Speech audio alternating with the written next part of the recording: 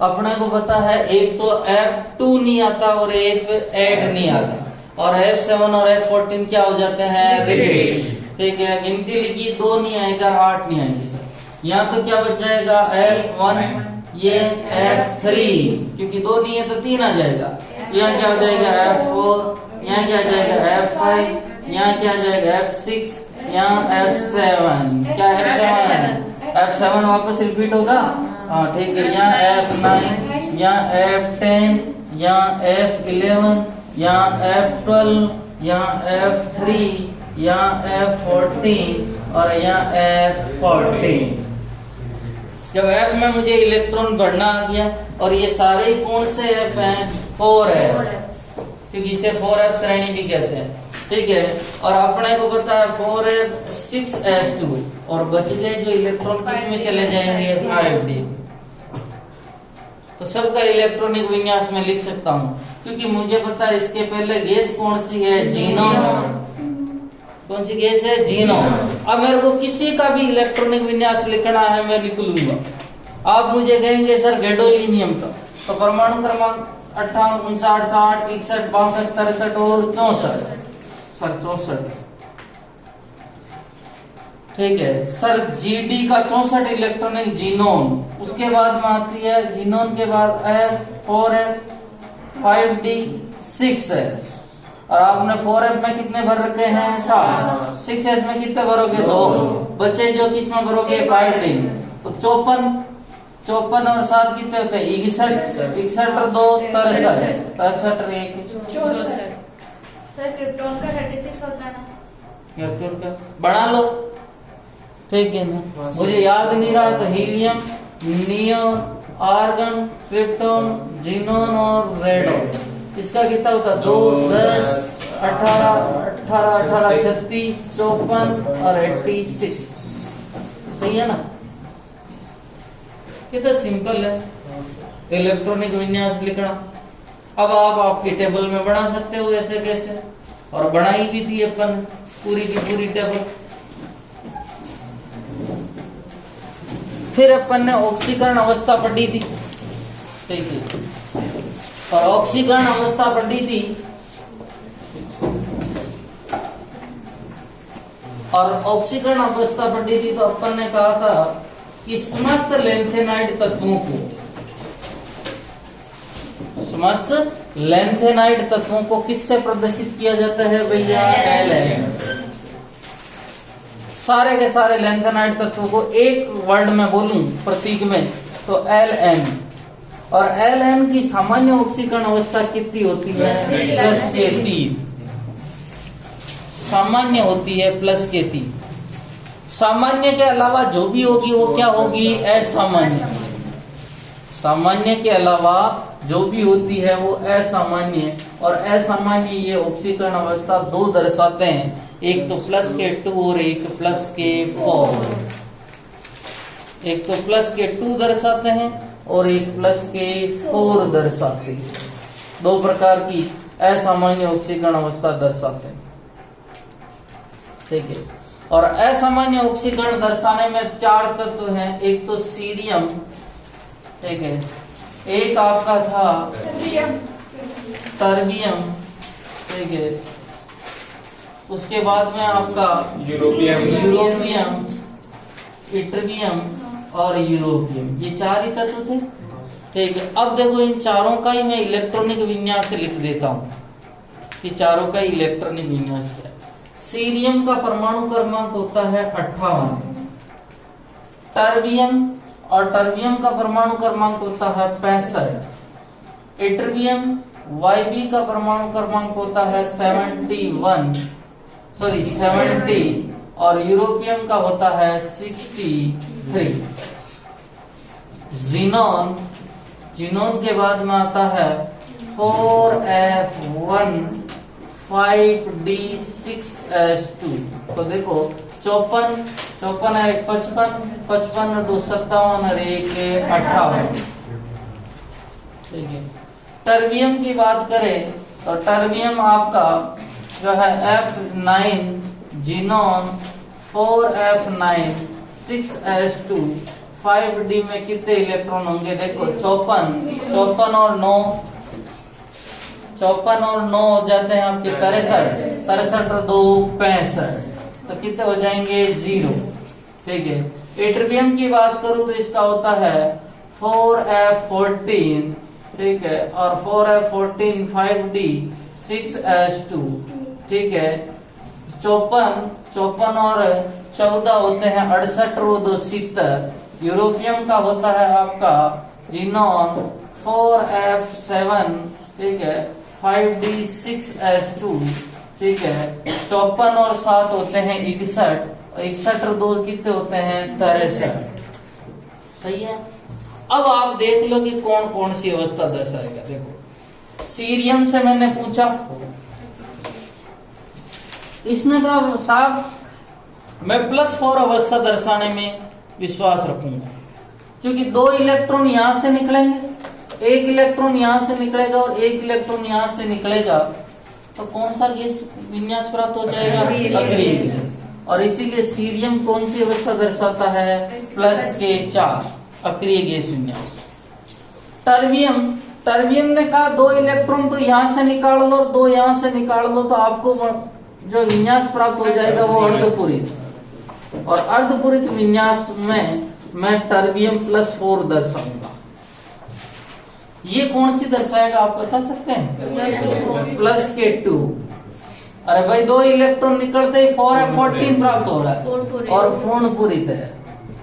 और ये है एट्रिबियम जी जो +2 दर्शाते हैं, और ये भी क्या दर्शाएंगे? +2, और +2 दर्शाएंगे मतलब अर्धपूरित। EU+ समझ में आ गया था? यहां तक अपन ने बात कर ली थी। किसी को कोई डाउट है भैया कि यहां तक अपन ने सबको समझ में आ गया है? ठीक है। इलेक्ट्रॉनिक विन्यास बनाना है, ये वाली आपको टेबल बताई हुई है। इस टेबल में 4f में तो इलेक्ट्रॉन भर दिए हैं, 6s में हमेशा ही कितने इलेक्ट्रॉन रहेंगे? 2, और बच गए जो किसमें बनाने हैं? 5d। किसी का भी इलेक्ट्रॉनिक विन्यास निकाल सकते, नहीं तो आप लोग का याद करते ही रह जाओ। 2 ट्रिकें हैं। पहली ट्रिक है कि F2 और F8 नहीं आता है, और दूसरी है F7 और F14 क्या हो जाता है? रिपीट। और कम से कम 10 बार आप कॉपी में रफ कॉपी में करोगे तो याद हो जाएगा।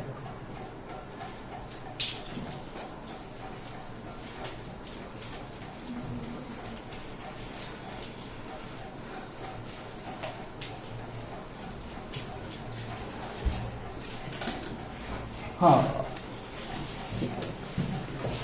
तो सामान्य ऑक्सीकरण अवस्था कितनी है लैंथेनॉइड की? +3, और +3 के अलावा जो भी है क्या है? असामान्य, और असामान्य है +2 और +4। ठीक है। नेक्स्ट हेडिंग लिखें, लिखो हेडिंग।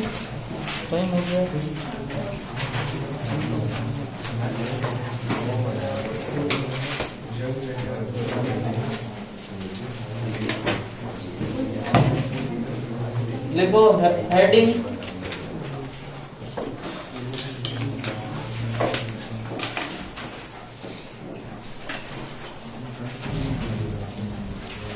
Ln के रासायनिक गुण, Ln के रासायनिक गुण, Ln के रासायनिक गुण, Ln के रासायनिक गुण लिखना। लैंथेनाइड तत्वों में, लैंथेनाइड तत्वों में प्रथम 3 आयनन ऊर्जाओं का, लैंथेनाइड तत्वों में प्रथम 3 आयनन ऊर्जाओं का, प्रथम 3 आयनन ऊर्जाओं का योग काफी कम होता है,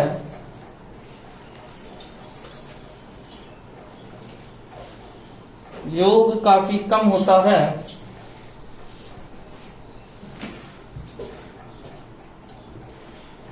अतः यह अतः यह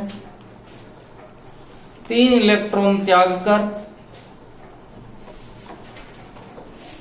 3 इलेक्ट्रॉन त्याग कर स्थायी ऑक्सीकरण अवस्था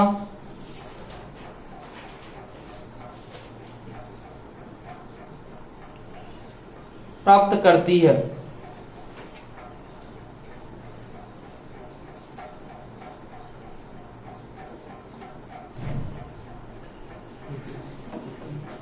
प्राप्त करती है मतलब कितने इलेक्ट्रॉन त्यागेगी? 3। अर्थात लैंथेनॉइड हमेशा ही जितने भी यौगिक बनाएगा मेनली ये +3 ऑक्सीकरण अवस्था में रहेगा। ठीक है। पहला गुण है इसका विद्युत धनी प्रकृति। कौन सा गुण है? विद्युत धनी प्रकृति। सुनना,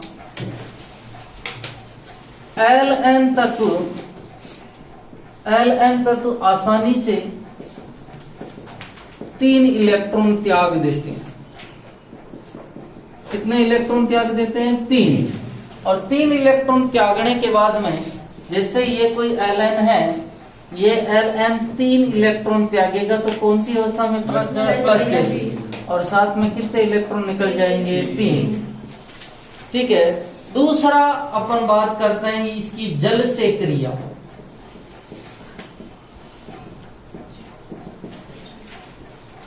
लैंथेनाइड जल से क्रिया करके हाइड्रोक्साइड बनाते हैं। लैंथेनाइड जल से क्रिया करके हाइड्रोक्साइड बनाते हैं। क्या बनाते हैं? हाइड्रोक्साइड। और हाइड्रोक्साइड जो बनाते हैं उसमें लैंथेनाइड की जो अवस्था होती है वो +3 रहती है, जैसे Ln + H2। अब ये जो बनाएगा वो बनाएगा LnOH3। ठीक है। अब यहाँ पर मैं रिएक्शन को बैलेंस कर रहा हूं। यहाँ कितने H2 है? 3 H2 है। देखो ये HOH HOH HOH और यहाँ कितने OH है भैया? 3। मतलब 3 OH को तो ये लेके चला गया। कितने हाइड्रोजन बच गए? 3। और 3 हाइड्रोजन को क्या मैं 3/2 H2 लिख सकता हूँ? अरे भाई बोलो, 3/2 का मतलब डेड हो गए और डेड का मतलब 3 हाइड्रोजन हो गए। समझ में आ गया? अब बात करते हैं कि क्या इसमें सर लैंथेनाइड की ऑक्सीकरण अवस्था +3 है क्या? इस OH की -1 होती है। अभी अपन ने 9वें चैप्टर में पढ़ी थी। तो इसका OH का नाम था हाइड्रोक्सो और इस पे चार्ज कितना था? -1। तो देख सकते हो लैंथेनाइड की निकालनी X -3 बराबर कितना हो गया? 0। X बराबर कितना हो गया? +3। यहाँ भी +3 में है और यहाँ भी +3। नेक्स्ट बात करते हैं हेलोजन से क्रिया। किससे क्रिया करवाएंगे? हेलोजन से। ठीक है। और अपन कह सकते हैं कि Ln तत्व हेलोजन से क्रिया कर ट्राई हेलाइड बनाते हैं। हेलोजन से क्रिया कर ट्राई हेलाइड बनाते हैं। कौन से हेलाइड बनाते हैं? ट्राई हेलाइड बनाते हैं। ठीक है। ट्राई हेलाइड बनाते हैं। जैसे Ln + 3H2। ठीक है। या अब देखो ये बनाएंगे Ln X3। रिएक्शन को बैलेंस कर रहा हूं। ठीक है। यदि मैं यहाँ 3/2 नहीं लिखना चाहता हूं तो पूरी रिएक्शन को किससे गुणा कर सकता हूं?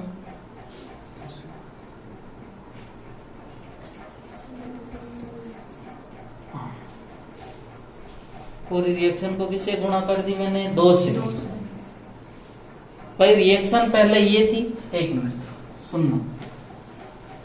Ln + 3/2H2 gives Ln X3। यही होती है। कितने हेलोजन है भैया? 3। और 3 हेलोजन है तो क्या X2 और X2 ये तो होते हैं 3X2। और मुझे चाहिए 3 हेलोजन केवल, तो इसको क्या कर सकता हूँ? 3/2। क्या कह सकता हूँ? 3/2।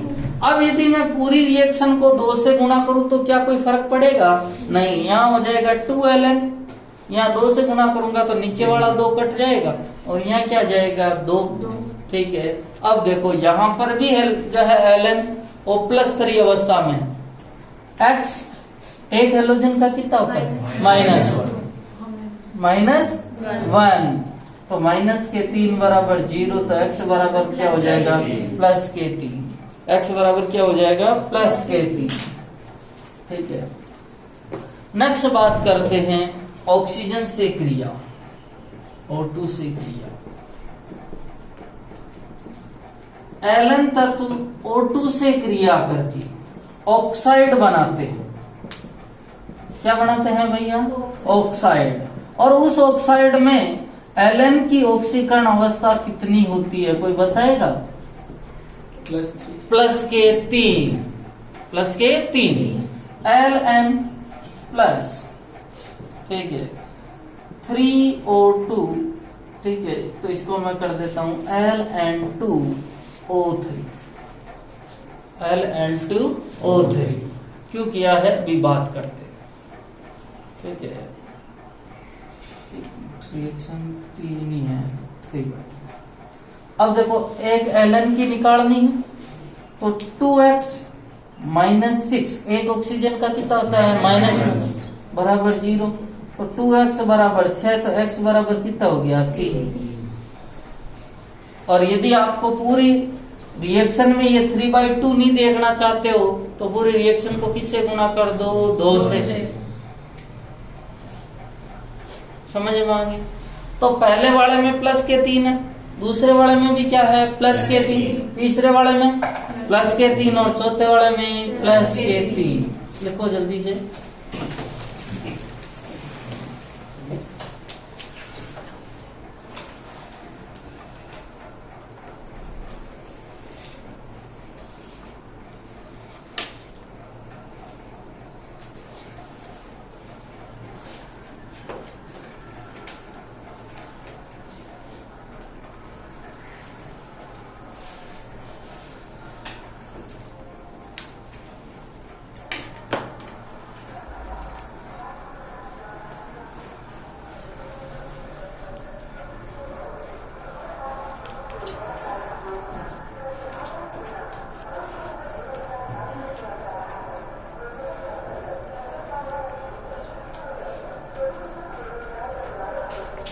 लिख लिया? अरे जल्दी लिखो भैया।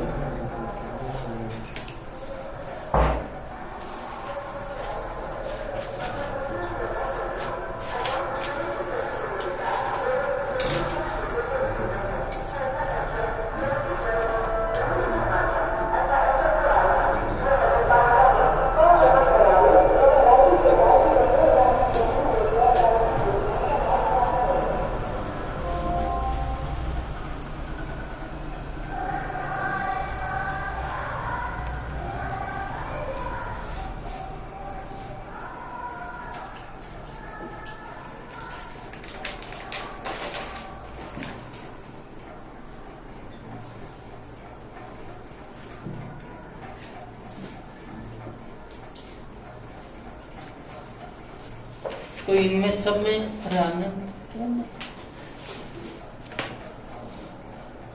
इन सब में +3 ऑक्सीकरण अवस्था है।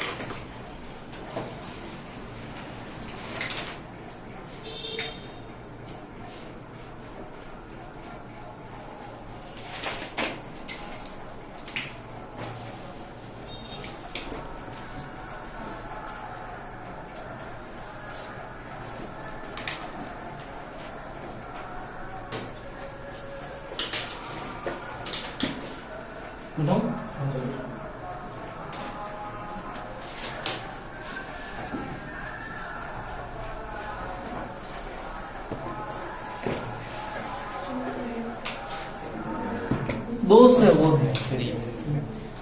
एक तो है अम्लों से क्रिया और एक है अधातुओं से क्रिया। किससे क्रिया करवा रहा है भैया? अम्लों से क्रिया। और आपको पता है परबल अम्ल कौन कौन से होते हैं, कोई बताएगा? HCl, HBr, HBI, H2SO4, HClO4 और HNO3। 6 अम्ल जो होते हैं वो परबल अम्ल होते हैं। 6 अम्ल कितने होते हैं? परबल। देखो एक तो HCl, एक HBr, एक होता है HI, 3 तो हेलोजन से, एक आपका पता ही है H2SO4, एक होता है HClO4 और एक होता है HNO3। ध्यान रखना ये सारे के सारे क्या होते हैं? परबल होते हैं। 6 अम्ल जो परबल होते हैं, इनके अलावा सारे अम्ल क्या होते हैं? दुर्बल। अब बात करते हैं कि सर ये अम्लों से क्रिया कैसे करते हैं। ठीक है, Ln की क्रिया मैंने HX से करवाई। क्या आपको पता है HX क्या अम्ल है क्या? हाँ सर। HCl बना सकता हूँ, HBr बना सकता हूँ, HI बना सकता हूँ। ठीक है, ये बनाता है LnX3, ये बनाता है LnX3 अर्थात ट्राइहेलाइड बनाता है। साथ में निकलती है हाइड्रोजन गैस। कितनी निकलती है? अब बैलेंस कर रहा हूं मैं, इसे 3HX बना रहा हूं। और आपको पता 3HX है और 3HX है तो X तो खत्म हो गया उसके साथ में। ठीक है, क्या बच गया भैया? हाइड्रोजन। कितने हाइड्रोजन बचे? 3। और 3 को मैं क्या लिख सकता हूँ? 3/2H2।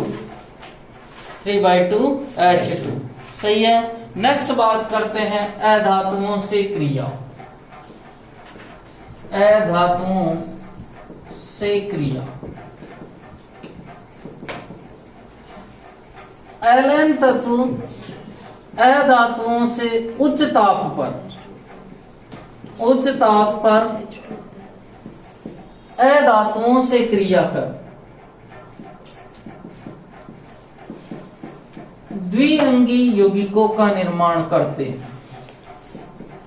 द्विअंगी यौगिकों का निर्माण करते हैं।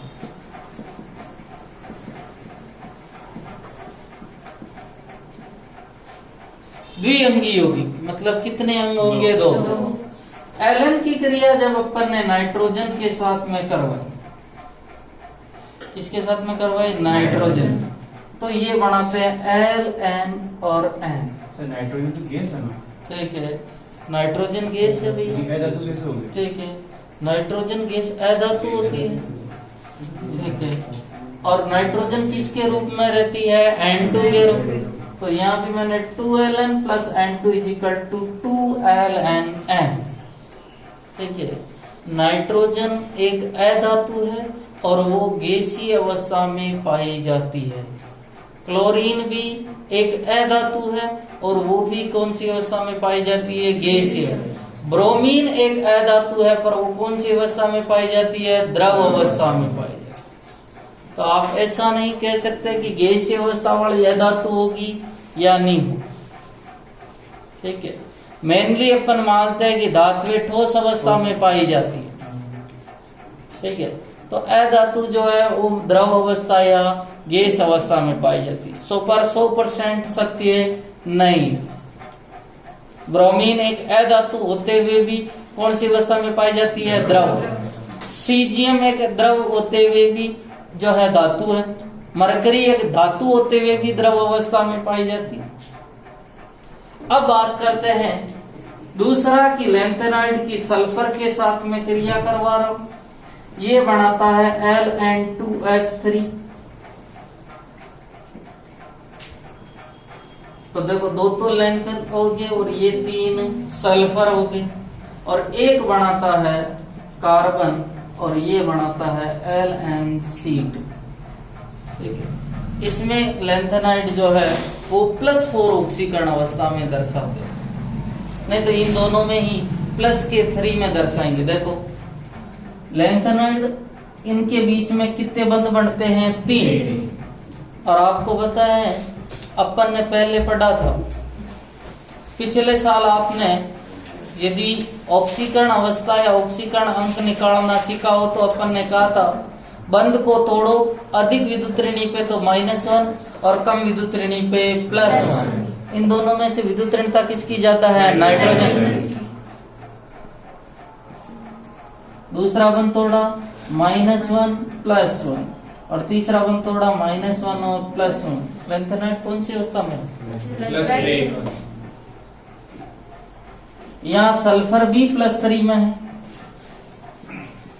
2x - 6 बराबर 0, तो 2x बराबर +6 और x बराबर क्या होता है? +kp। ठीक है, तो केवल एक इसको याद रखना है, ये +4 अवस्था में। लिखो जल्दी से।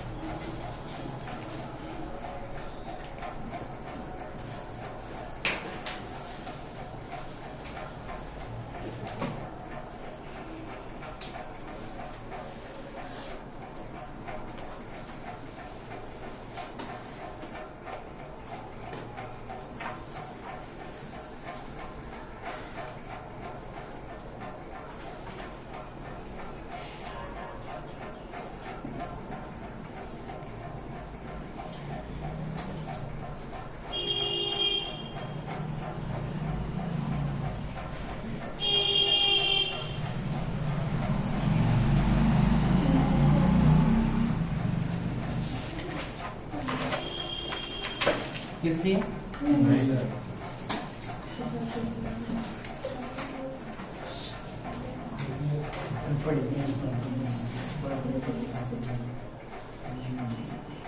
मिटा दूं?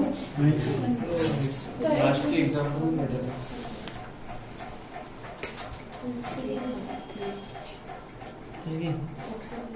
+3।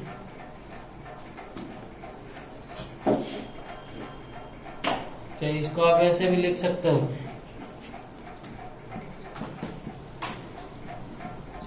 अब आपको और अच्छा समझ में आ जाएगा ऑक्सीकरण अंक निकालना।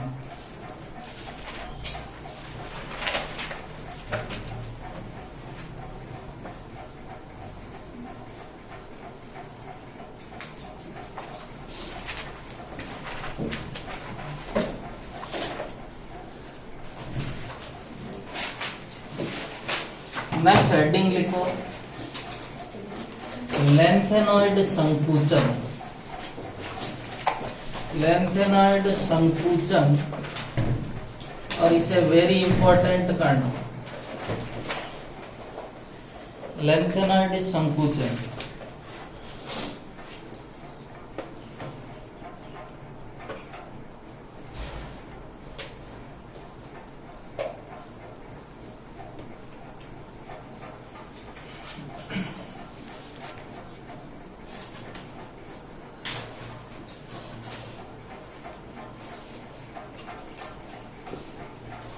हाँ, अब कॉपी वगैरह बंद करना, समझना।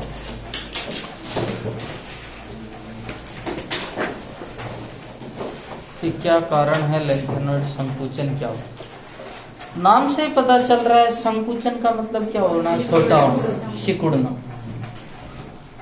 ठीक है, लेंथेनॉइड श्रृंखला में लेफ्ट टू राइट चलने पर इसके आकार में कमी होती है, अतः इसे लेंथेनॉइड संकुचन कहते हैं। सिंपल सी बात है।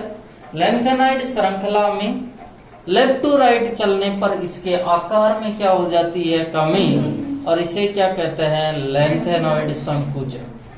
इसको दो कारक प्रभावित करते हैं और दो कारक आपको खुद को पता है। पहला है जेड इफेक्ट और दूसरा है स्क्रीनिंग इफेक्ट। दूसरा है स्क्रीनिंग इफेक्ट। जेड इफेक्ट का मतलब ही होता है कि नाभिक द्वारा बाह्यतम इलेक्ट्रॉन को अपनी ओर आकर्षित करने की क्षमता को प्रभावी नाभिकीय आवेश कहते हैं। और जेड इफेक्ट जितना ज्यादा होता है उतना आकार क्या हो जाता है, कम हो जाता है। ठीक है, जेड इफेक्ट का मान जितना ज्यादा होता है उतना आकार में कमी होती है, क्योंकि ये बाह्यतम इलेक्ट्रॉन को अपनी ओर ज्यादा आकर्षित करेगा और ज्यादा आकर्षित करेगा तो माना कि ये इलेक्ट्रॉन पहले यहाँ था, अब इसके पास आ जाएगा, यहाँ आ गया और यहाँ आ गया तो परमाणु त्रिज्या ये बन गई, और परमाणु त्रिज्या ये बन गई तो इसका आकार का मान क्या हो जाता है, घट जाता है। आकार का मान क्या हो जाता है, घट जाता है। दूसरा होता है स्क्रीनिंग इफेक्ट, जिसे परिरक्षण प्रभाव के नाम से जाना जाता है। कौन सा प्रभाव कहते हैं, परिरक्षण प्रभाव। अब ये क्या होता है उसकी बात करते हैं कि परिरक्षण प्रभाव क्या होता है। देखो, अब देखो, ये कोई परमाणु है और परमाणु में ये है नाभिक, ये बाह्यतम इलेक्ट्रॉन। अब ये बाह्यतम इलेक्ट्रॉन की तरफ जेड इफेक्ट तो लग रहा है, पर कोई आंतरिक कक्षा में इलेक्ट्रॉन आ गया। अब ये इलेक्ट्रॉन क्या करेंगे, प्रतिकर्षण, और इस प्रतिकर्षण के फलस्वरूप ये बाह्यतम इलेक्ट्रॉन थोड़ा बाहर की ओर चला जाएगा, और बाहर की ओर चला जाएगा मतलब पहले यहाँ था अब यहाँ चला गया, तो परमाणु का आकार क्या हो गया भैया, बढ़ गया। तो मुझे कोई कहे कि परिरक्षण प्रभाव किसे कहते हैं, तो मैं कह सकता हूं आंतरिक कक्षा के इलेक्ट्रॉन द्वारा बाह्यतम इलेक्ट्रॉन को प्रतिकर्षित किया जाता है, जिससे बाह्यतम इलेक्ट्रॉन बाहर की ओर चला जाता है, अर्थात नाभिक से दूर चला जाता है, जिससे परमाणु त्रिज्या का मान बढ़ जाता है। सिंपल बात है कि जितने आंतरिक कक्षा में इलेक्ट्रॉन होंगे वो बाह्यतम इलेक्ट्रॉन को उतना ही प्रतिकर्षित करेंगे, और जिसके कारण उसके आकार में क्या हो जाती है, वृद्धि हो जाती है। तो मुझे इतना पता चल गया कि स्क्रीनिंग इफेक्ट जितना ज्यादा होगा उतना आकार भी क्या होगा, बढ़ेगा। आकार भी क्या होगा, बढ़ेगा। ये दो बातें अपन ने देख ली है कि परिरक्षण। अब बात करते हैं कि सर लेंथेनाइड तत्वों में आकार में कमी क्यों आती है, कि क्या उनमें आकार में कमी आ रही है। मतलब मैं कह सकता हूं कि उसका जेड इफेक्ट ज्यादा है किसकी तुलना में, स्क्रीनिंग इफेक्ट। ये तो आकार को घटाता है और ये आकार को क्या करता है, बढ़ाता है। ये दोनों बातें। अब वो कह रहा है लेंथेनाइड संकुचन, और संकुचन का मतलब क्या होता है, कमी, सिकुड़ना। और कमी कौन करता है भैया, जेड इफेक्ट। तो जेड इफेक्ट जितना ज्यादा प्रबल होगा उतनी ही तो ज्यादा क्या होगी, कमी। अरे भाई जिसकी चलती है, जो ज्यादा प्रबल होता है उसी की तो चलती है। इसने आकार में कमी करी है, मतलब जेड इफेक्ट क्या है, ज्यादा। जेड इफेक्ट क्या है, ज्यादा। अब समझना कि जेड इफेक्ट ज्यादा क्यों है और स्क्रीनिंग इफेक्ट कम क्यों, यहीं से समझना।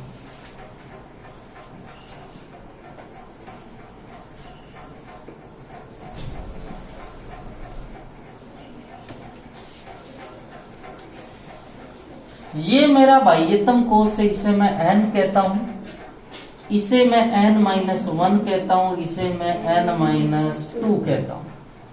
सबको समझ में आ गया। ये इलेक्ट्रॉन है और इलेक्ट्रॉन पे नेगेटिव चार्ज है, और नेगेटिव चार्ज है तो नाभिक अपनी ओर आकर्षित कर रहा है इसको, क्योंकि नाभिक में पॉजिटिव चार्ज होता है और इसमें नेगेटिव चार्ज होता है। यहां तक। अब बात होती है कि एफ ब्लॉक में इलेक्ट्रॉन n-2f कक्षकों में भरे जाते हैं, क्योंकि इसका सामान्य इलेक्ट्रॉनिक विन्यास कह रहा है कि इलेक्ट्रॉन कहां पे भरे जाते हैं, n-2, और n-2 भरे जाते हैं मतलब यहां पे भरे जाएंगे।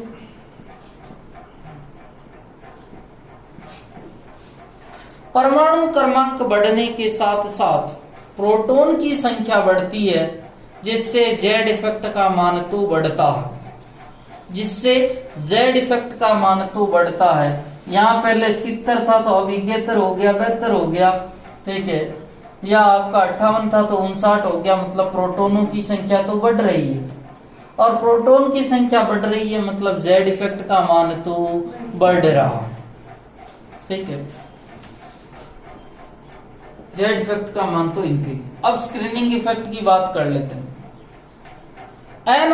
एफ ब्लॉक में इलेक्ट्रॉन n-2f कक्षक में भरे जाते हैं, जिसके कारण ये बाह्यतम इलेक्ट्रॉन को उतना प्रतिकर्षित नहीं कर पाते हैं, इसलिए परिरक्षण प्रभाव का मान जो होता है वो कम हो जाता है, और इसीलिए Z इफेक्ट का मान SE की तुलना में बढ़ जाता है, इसलिए आकार में क्या हो जाती है, कमी हो जाती है।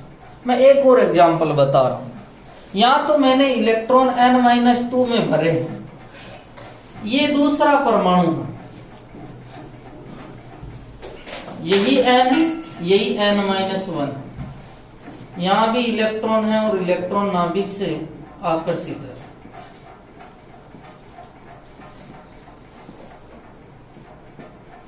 अब की बार मैं इलेक्ट्रॉन n-1 में भरता हूं,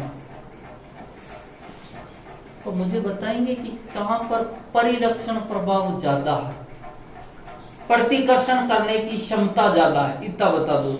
इलेक्ट्रॉन कहां प्रतिकर्षण ज्यादा होगा, ए में ज्यादा होगा कि बी में ज्यादा होगा, बी में, क्योंकि यहाँ SE ज्यादा होगा, क्योंकि यहाँ इलेक्ट्रॉन पास पास में है, और पास पास में है तो प्रतिकर्षण क्या करेंगे, ज्यादा, और प्रतिकर्षण ज्यादा करेंगे तो स्क्रीनिंग इफेक्ट का मान भी क्या होगा, ज्यादा।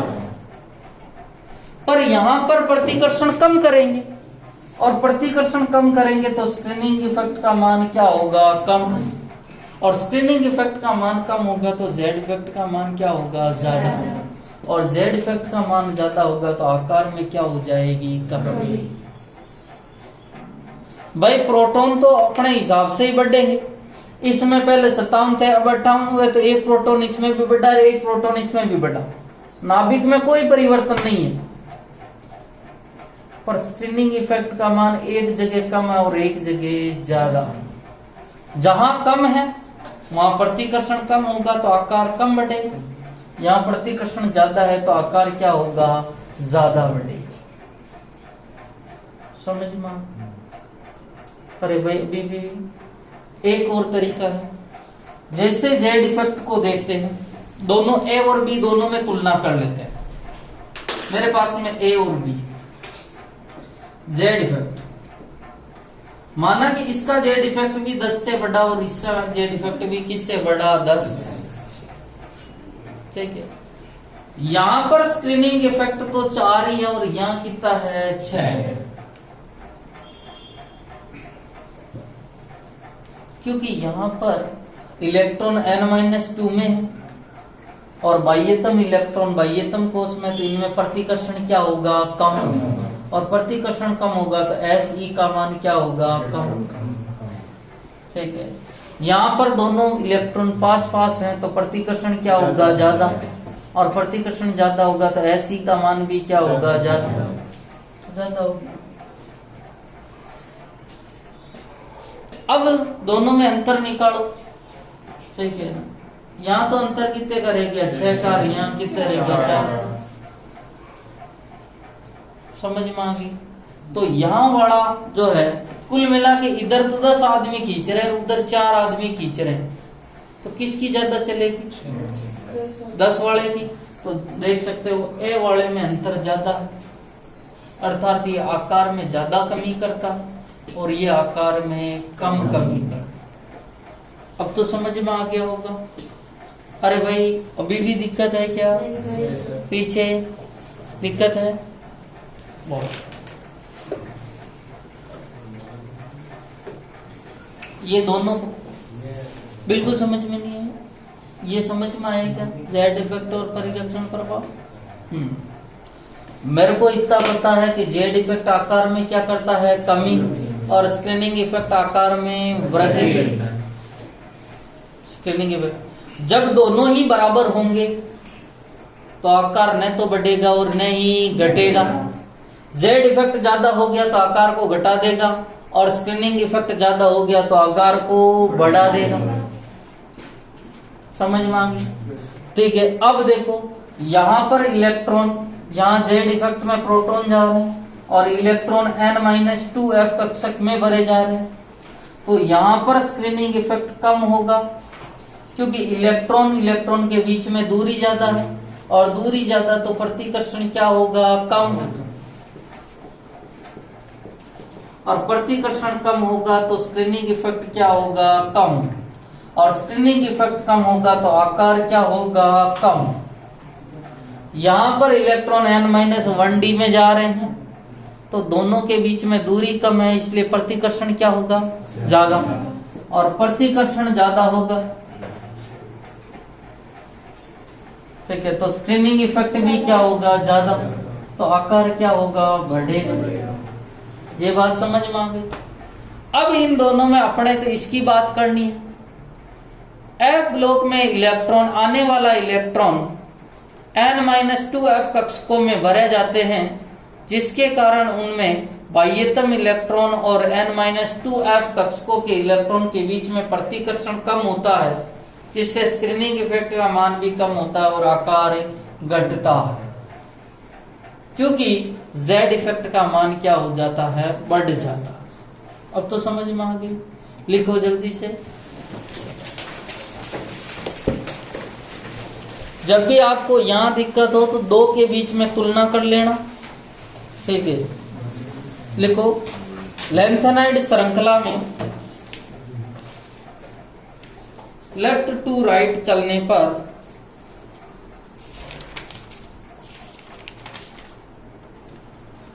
लैंथेनाइड श्रृंखला में लेफ्ट टू राइट चलने पर, लेफ्ट टू राइट, अरे भाई लेफ्ट मतलब बाएं से दाएं, इसी को लेफ्ट टू राइट चलने पर आकार में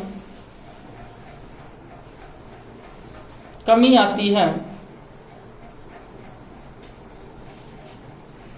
इसे लैंथेनाइड संकुचन कहते हैं।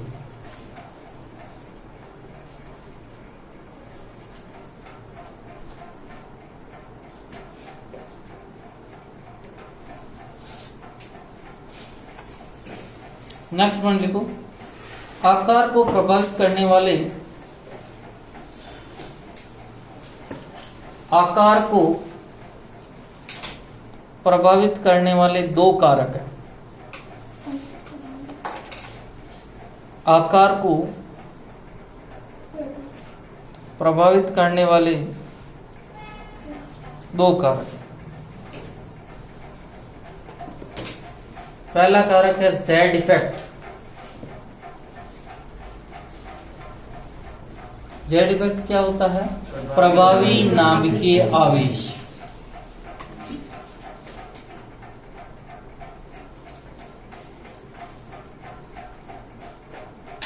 लिखना प्रभावी नाभिकीय आवेश में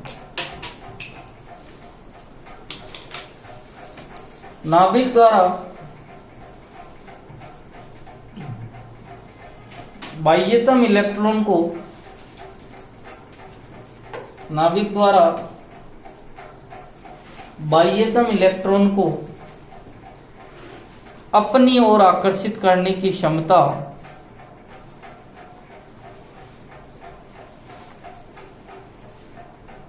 अपनी ओर आकर्षित करने की क्षमता को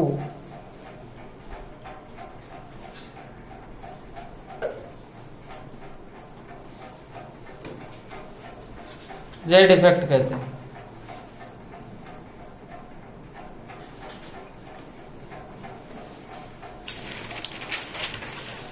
ऐसे लिखो, जेड इफेक्ट बढ़ेगा तो आकार घटेगा।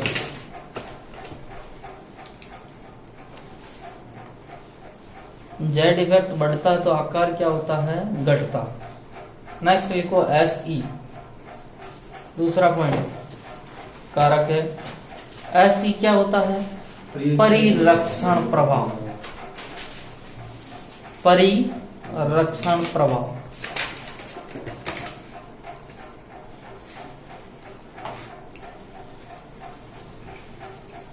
लिखना, परिरक्षण प्रभाव। बाह्यतम कोश के इलेक्ट्रॉन व आंतरिक कोश के इलेक्ट्रॉन के मध्य, बाह्यतम कोश के इलेक्ट्रॉन व आंतरिक कोश के इलेक्ट्रॉन के मध्य प्रतिकर्षण, बाह्यतम कोश के इलेक्ट्रॉन व आंतरिक कोश के इलेक्ट्रॉन के मध्य प्रतिकर्षण को परिरक्षण प्रभाव कहते हैं।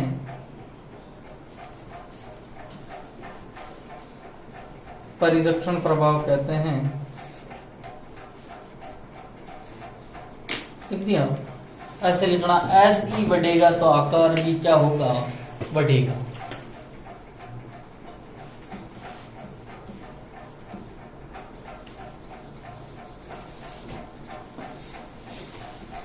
ऐसे बढ़ेगा तो आकार क्या होगा, बढ़ेगा।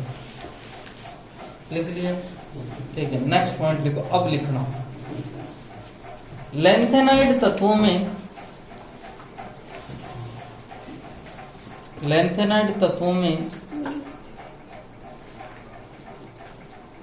लैंथेनाइड तत्वों में, अरे लैंथेनाइड को किससे लिख सकते हैं, एलन।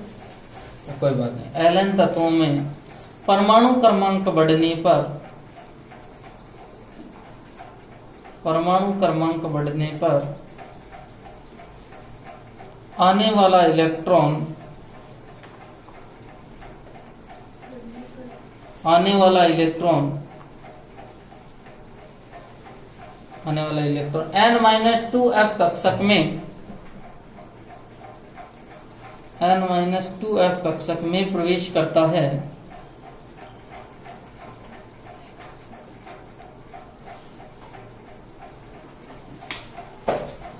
जिससे परिधि के इलेक्ट्रॉन पर, परिधि के इलेक्ट्रॉन पर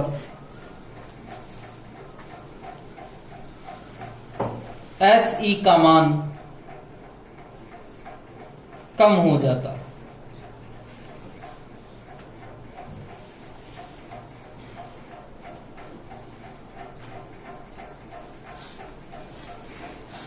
अब नेक्स्ट पॉइंट लिखना, अतः लैंथेनाइड में, अतः एलन तत्वों में, एलन तत्वों में परमाणु क्रमांक बढ़ने पर, परमाणु क्रमांक बढ़ने पर Z इफेक्ट तो बढ़ता है, परमाणु क्रमांक बढ़ने पर Z इफेक्ट तो बढ़ता है, परंतु उसे संतुलित करने वाला,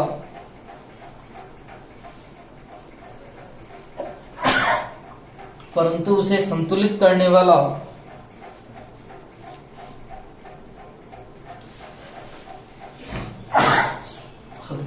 परंतु उसे संतुलित करने वाला, मतलब इस जेड इफेक्ट को कौन संतुलित करेगा भैया, ऐसी। परंतु उसे संतुलित करने वाला ऐसी उतना नहीं बढ़ता है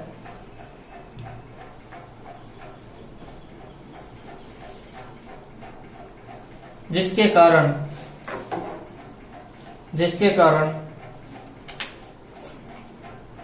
आकार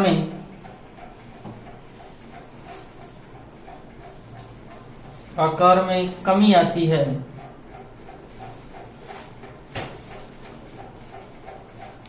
आकार में कमी आती है, इसे लैंथेनाइड संकुचन कहते हैं।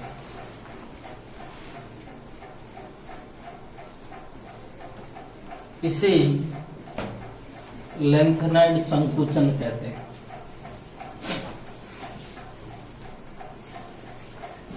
इसे लेंथेनाइड संकुचन कहते हैं।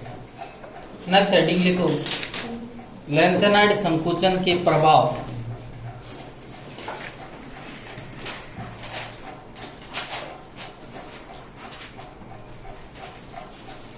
लेंथेनाइड संकुचन के प्रभाव, और इसका पहला प्रभाव है 4D व 5D श्रेणी का आकार लगभग समान होना।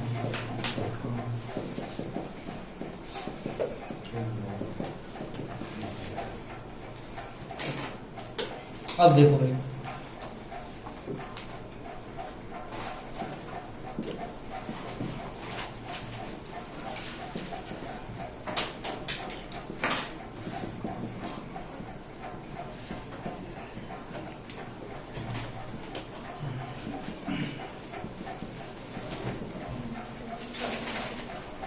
ये कौन सी श्रेणी है भैया? 3D, ये 4D, नीचे वाली 5D और 6D, ये सबको पता है। ठीक है, अब देखो आपके लेंथेनाइड जो तत्व है वो कहाँ पे बैठे हुए हैं भैया? यहाँ पे। अरे भैया, इसका आवर्त कौन सा होता है? छठा, और वर्ग कौन सा होता है? तीसरा। आप एक चीज पढ़ते हैं कि ऊपर से नीचे जाने पर आकार क्या होता है? बढ़ता है।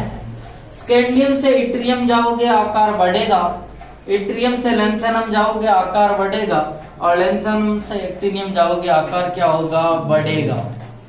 पर यहाँ पर टाइटेनियम से जर्कोनियम जाने पर आकार बढ़ता है, पर जर्कोनियम से हैफनियम पर जाने पर आकार लगभग समान हो जाता है।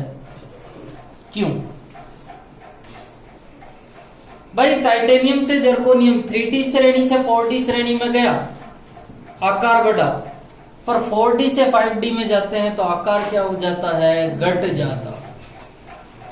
क्योंकि लेंथेनाइड जो तत्व है वो 5D श्रेणी में लेंथेनम के बाद में है, और इनमें क्या हुआ है? संकुचन, और इसी संकुचन के कारण जर्कोनियम और हैफनियम का आकार क्या हो जाता है? लगभग समान।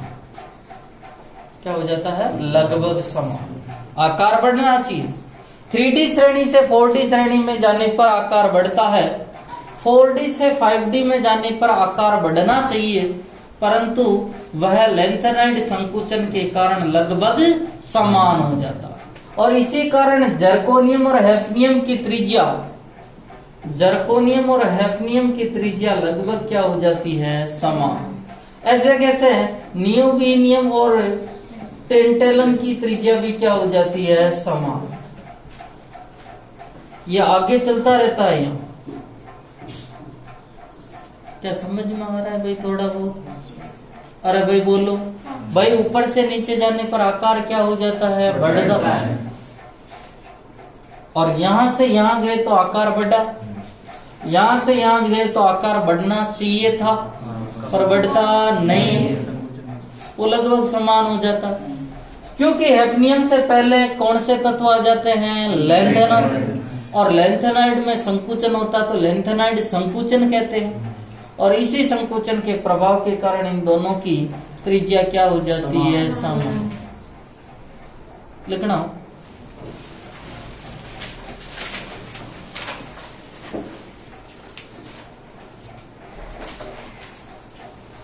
लिखना 3D श्रेणी से 4D में जाने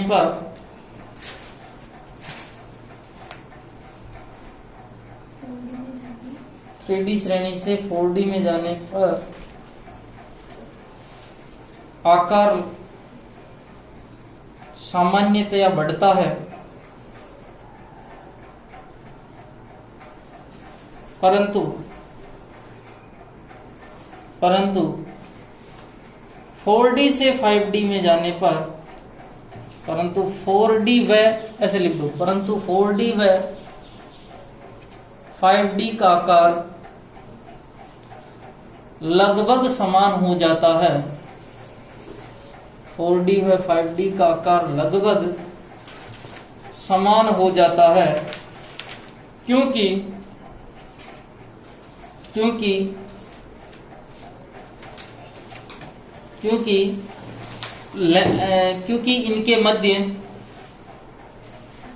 इनके मध्य लेंथेनॉइड तत्व आ जाते हैं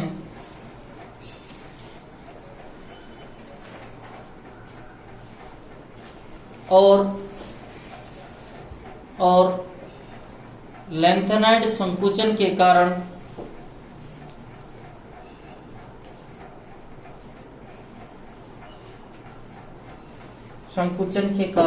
इनका आकार लगभग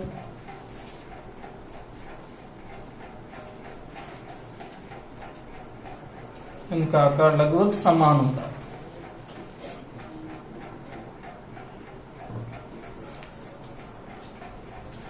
इनका आकार लगभग समान होता है। एग्जाम्पल लिखना, ZR और HF की त्रिज्या समान है, NB और TA की त्रिज्या क्या होगी? समान।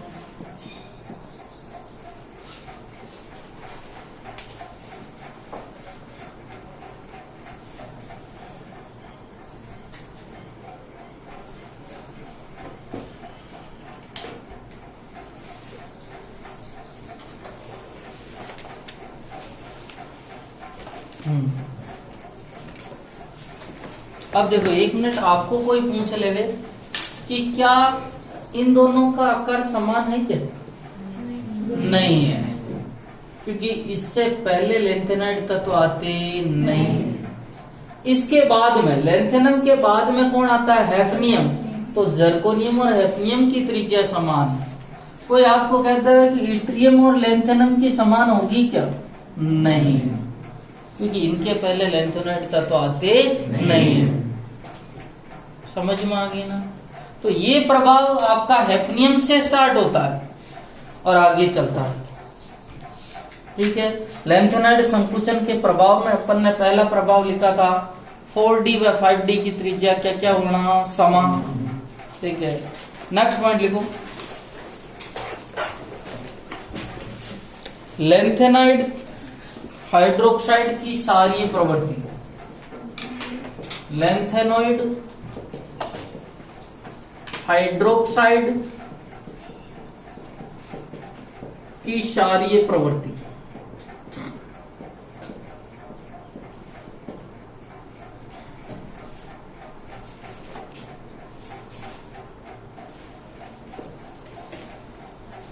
लेंथेनॉइड हाइड्रोक्साइड की क्षारीय प्रवृत्ति।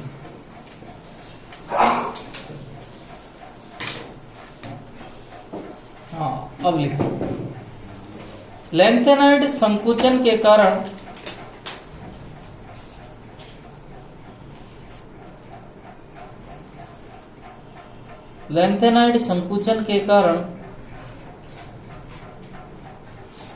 सीरियम मतलब Ca से Lu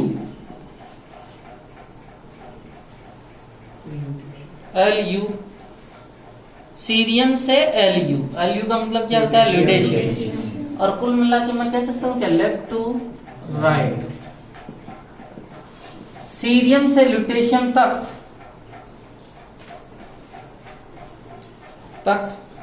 त्रिज्या घटती है,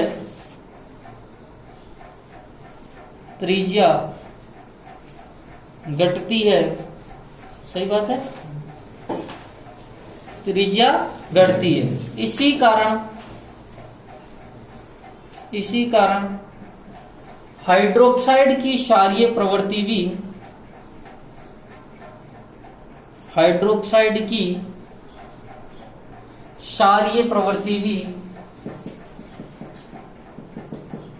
घटती है।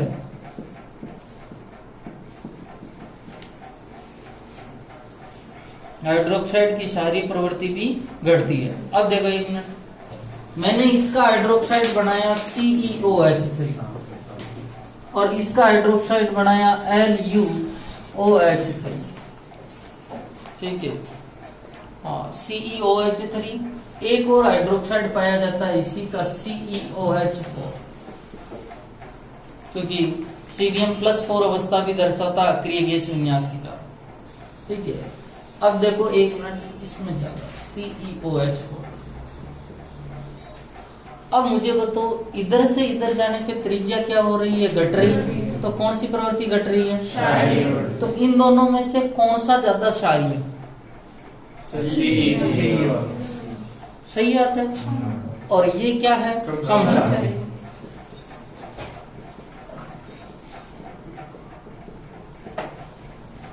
और ये क्या हो गया, कम क्षारीय। समझ गए। तो मैं कह सकता हूं अतः CeOH4 अधिक क्षारीय होता है, जबकि LuOH3 कम क्षारीय। तो लिखो अतः, हाँ इसी के अंदर ही था। अतः CeOH4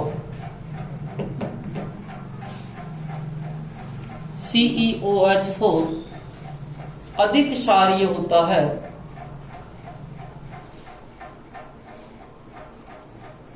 जबकि LuOH3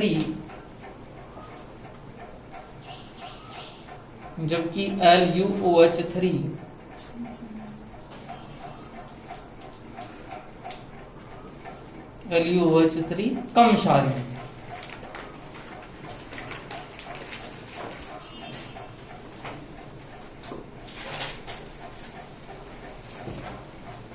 लिख दिया। हाँ, अब नेक्स्ट हेडिंग लिखते हैं, लैंथेनाइड के उपयोग। लैंथेनाइड सीरीज में लास्ट है LN के उपयोग। LN के उपयोग।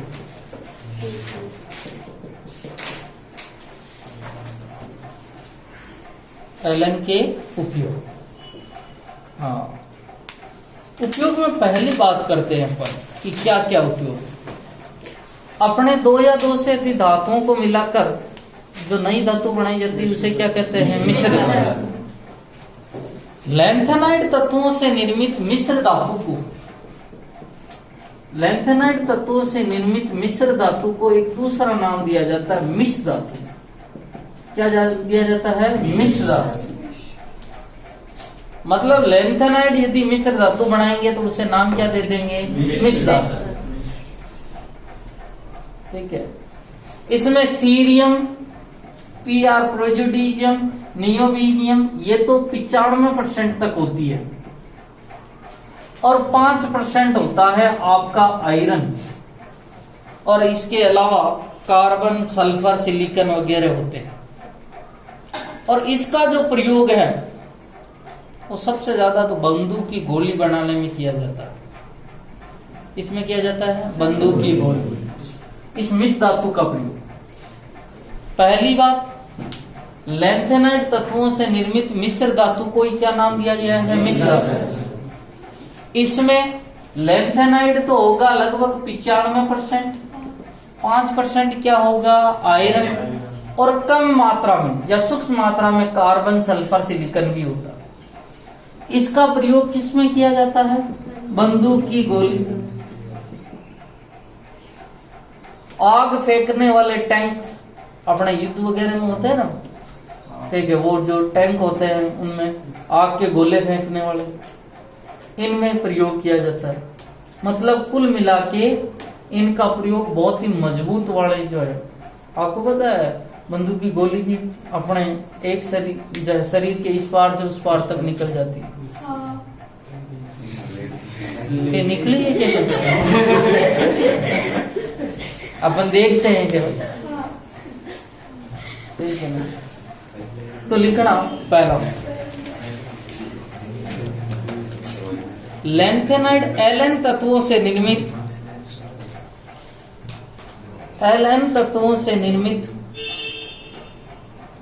मिश्र धातु को ही LN तत्वों से निर्मित मिश्र धातु को ही मिश्र धातु कहते हैं,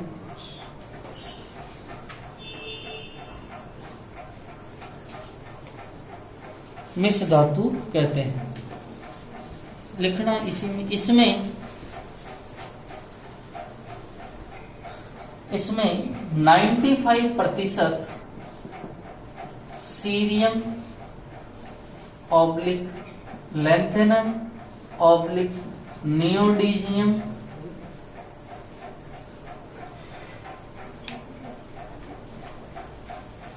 व या प्लस 5% Fe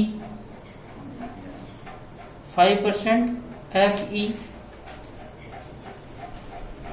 तथा सूक्ष्म मात्रा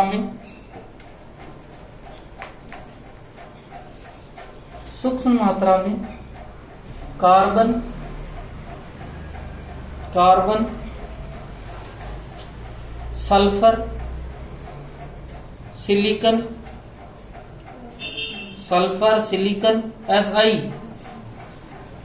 Si Ca ऑब्लिक Ca का मतलब क्या होता है? कैल्शियम आदि तत्व होते हैं।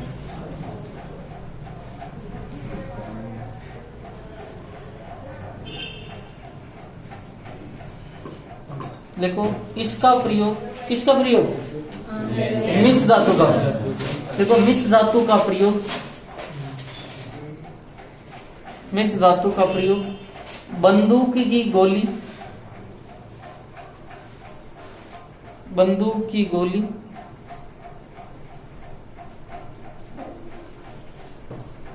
आग फेंकने वाले टैंक के गोले आग फेंकने वाले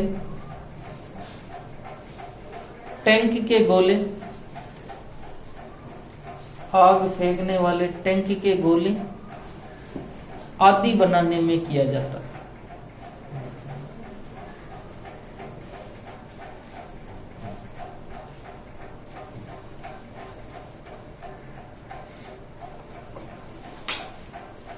देखिए दूसरा प्रयोग एक होता है एनडी और एक होता है पीआर। नाम बताओ। नियोडीमियम और प्रेजियोडीमियम का प्रयोग ये धूप से बचने वाले सनग्लास नहीं होते, ठीक है, उनमें किया जाता है। लिखो एनडी व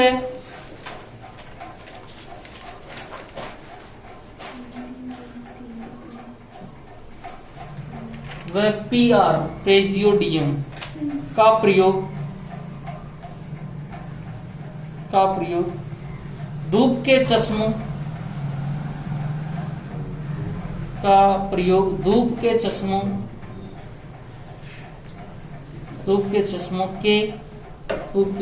के रंगीन लेंस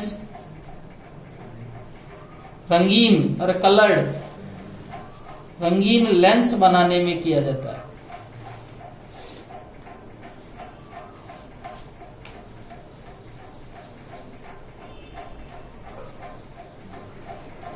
वो सन ग्लास होता है, ठीक है। आजकल तो मोबाइल प्रोटेक्टिंग ग्लास भी आने लगे। Yes sir. ऐसे अलग अलग जो सन ग्लास होते हैं उनमें इसका प्रयोग किया है।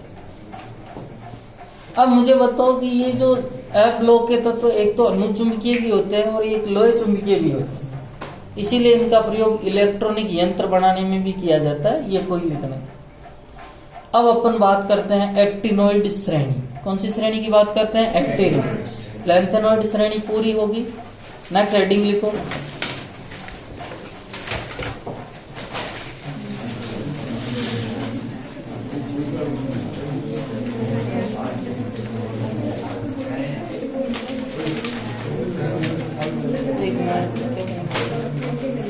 अभी आता बिल्कुल हो जाएगा। लिखो एक्टिनोइड श्रेणी।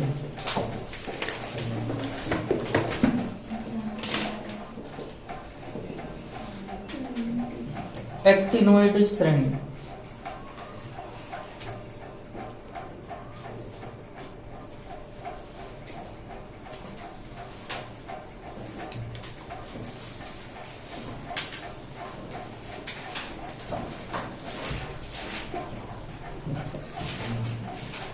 स्टार्ट करूं?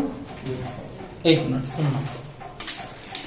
पहली तो बात है कि इन्हें एक्टिनोइड एक्टिनियम 89 के बाद में रखा गया और बाद में कहां से कहां तक रखा गया है 90 से 103।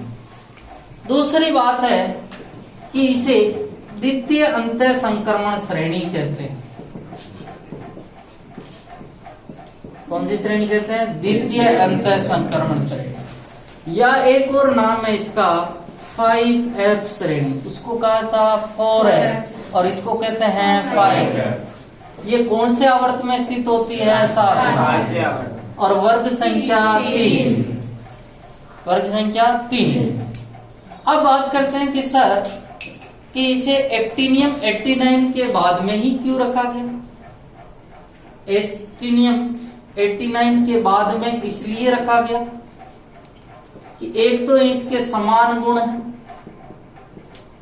गुण क्या है? समान। एक्टिनियम के समान गुण होने के कारण, और दूसरा इनकी त्रिज्या वगैरह जो है वो भी क्या है? समान। एक तो गुण समान है, कुल मिला के त्रिज्या भी एक तरह का गुण है, तो गुण समान होने के कारण, ठीक है, और समान विन्यास होने के कारण इसे एक्टिनियम 89 के बाद में रखा गया। अब बात कर लेते हैं कि सर इसका सामान्य इलेक्ट्रॉनिक विन्यास क्या है? मुझे बताओ एब ब्लॉक का सामान्य इलेक्ट्रॉनिक विन्यास क्या होता है?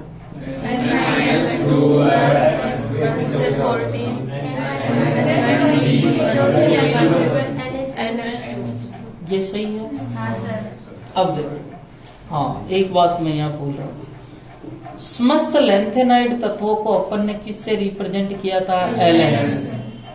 समस्त एक्टिनाइड तत्वों को किससे प्रदर्शित करते हैं? N। अब मैं यहाँ n बराबर 7 रखता हूं, तो 7 - 2f 1 से 14, 7 - 1d 0 से 1 और 7s2। तो एक्टिनोइड श्रेणी का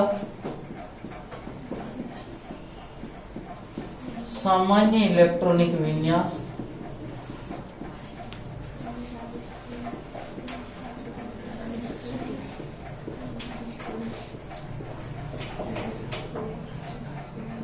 वहां पर गैस थी जीनोन, यहां पर गैस कौन सी होगी? रेडोन,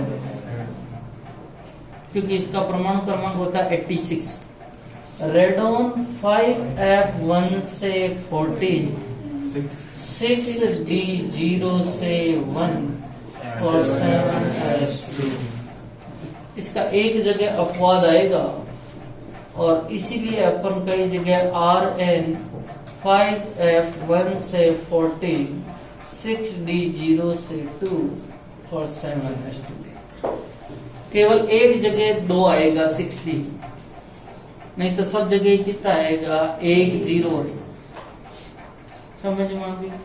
ठीक है, ये बातें अपन ने लेंथेनाइड में भी करी थी और किस में कर रहे हैं? एक्टिनोइड। तो लिखो,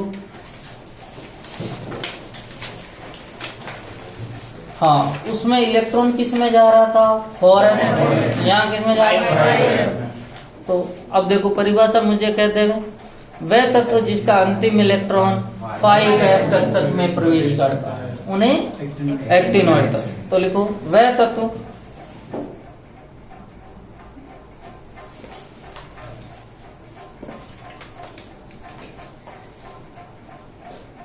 जिनका अंतिम इलेक्ट्रॉन 5F कोश में प्रवेश करता है,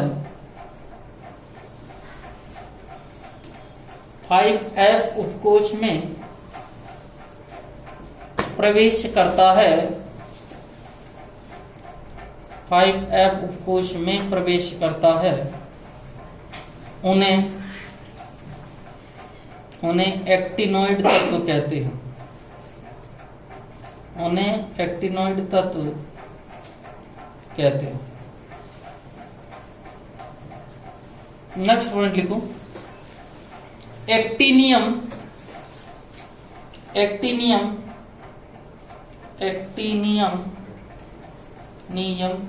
और कोष्टक में लिखना 89AC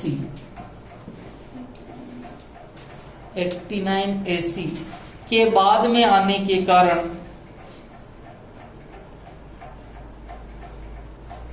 के बाद में आने के कारण तथा समान गुण दर्शाने के कारण समान गुण दर्शाने के कारण इन्हें एक्टिनोइड कहा जाता है। इन्हें एक्टिनोइड कहा जाता है।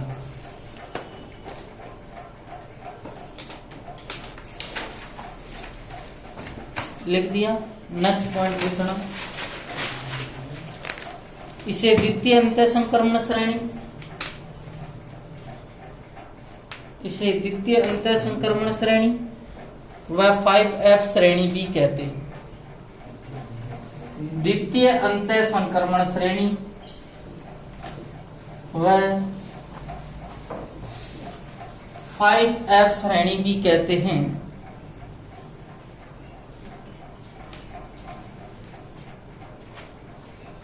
F श्रेणी भी कहते हैं। नेक्स्ट पॉइंट लिखना, समस्त एक्टिव, हाँ एक मिनट, यह वर्ग 3 व आवर्त 7 में स्थित है।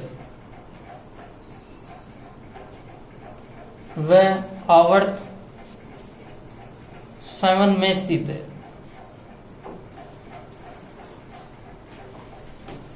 लिख लिए। नेक्स्ट पॉइंट लिखो, ये वर्ग 3 और आवर्त कितने हैं? 7। समस्त एक्टिनोइड तत्वों को, समस्त एक्टिनोइड तत्वों को, समस्त एक्टिनोइड तत्वों को AN से प्रदर्शित करते हैं।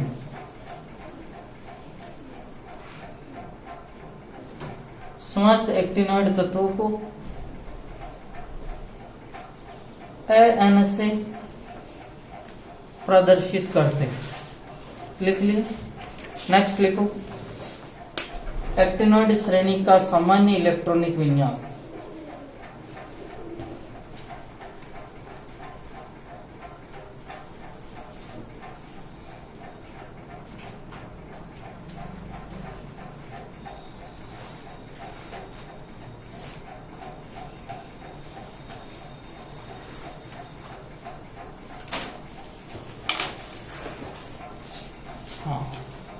अब इनके इलेक्ट्रॉनिक विन्यास की बात कर लेते हैं। वो ट्रिक जैसे कल अपन ने देखी थी ऐसे, फिर आप बना लिया होगे घर से, ठीक है, कोशिश करना, ठीक है। अब देखो इधर देखना, इसकी ये चलती है 90 से 103 तक। उसकी जो है ट्रिक होती है, थोड़े पहलवाना उनसे निपटेंगे, पुरानी आम कम बिकेंगे, कैफे में ऐसे फरमाओ मैडम, नाश्ता लाओ, मैडम नाश्ता लाओ। ये कितने परमाणु क्रमांक है? 90। ये 91, 92, 93 ऐसे चलता जाएगा। और ये कहां तक है? 103। अब देखना,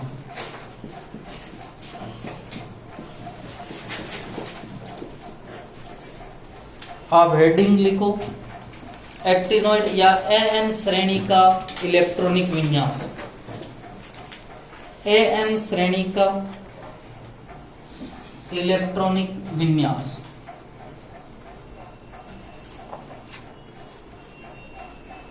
AN श्रेणी का इलेक्ट्रॉनिक विन्यास। दो बातें याद रखनी है इस इलेक्ट्रॉनिक विन्यास में।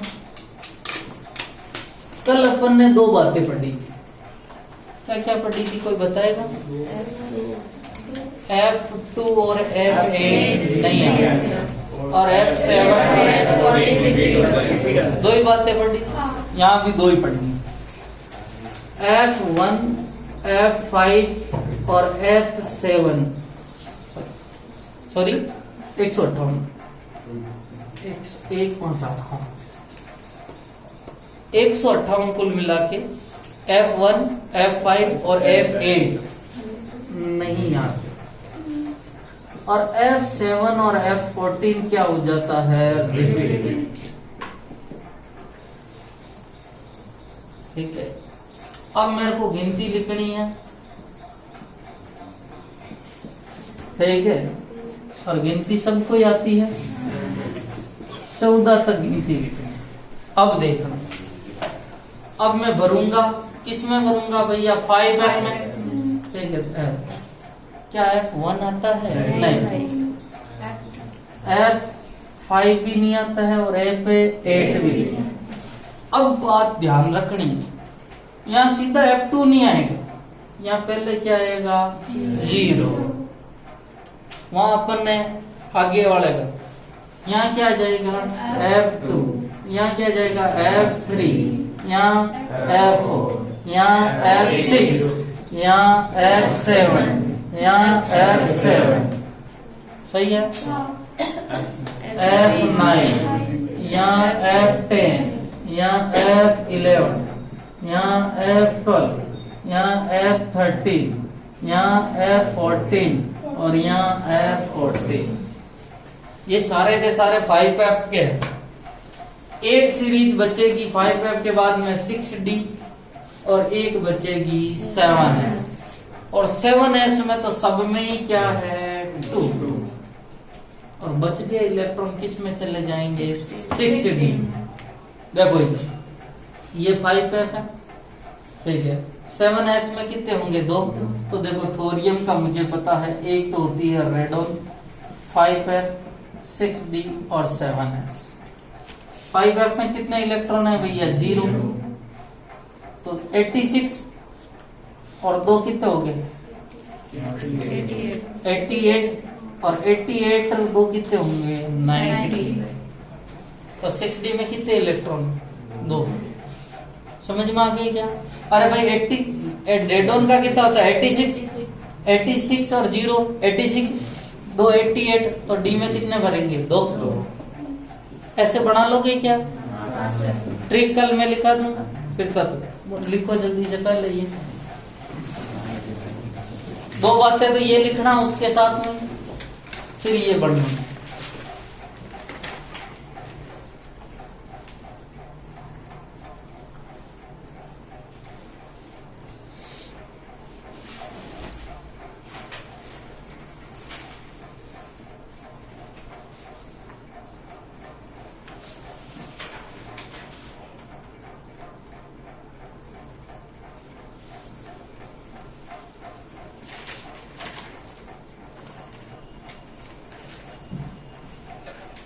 सर ये NP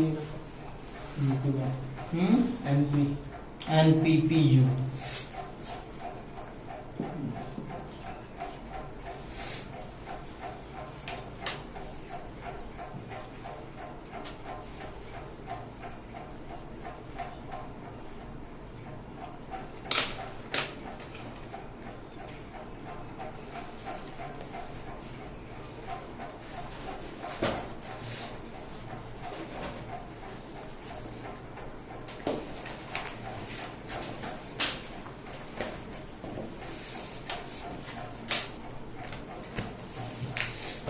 तो आप टेबल बनाओगे, उसमें सबसे पहले तो क्या रहेगी, ट्रिक, फिर संकेत रहेगा, फिर तत्व का नाम, और लास्ट में क्या रहेगा, इलेक्ट्रॉनिक विन्यास। ये दोनों मैं कर दूंगा, ट्रिक और तत्व का नाम। संकेत ये बता रखे, और इलेक्ट्रॉनिक विन्यास। अब आप किसी का भी परमाणु क्रमांक बता सकते हैं इस श्रेणी में, जैसे यूरेनियम का कितना हो जाएगा, 92, इसका 3, 94, 95, 96, 7, 8, 9, 100। समझ में आ गई ना? और ऐसे गिन के आपको एक बार बनाना है।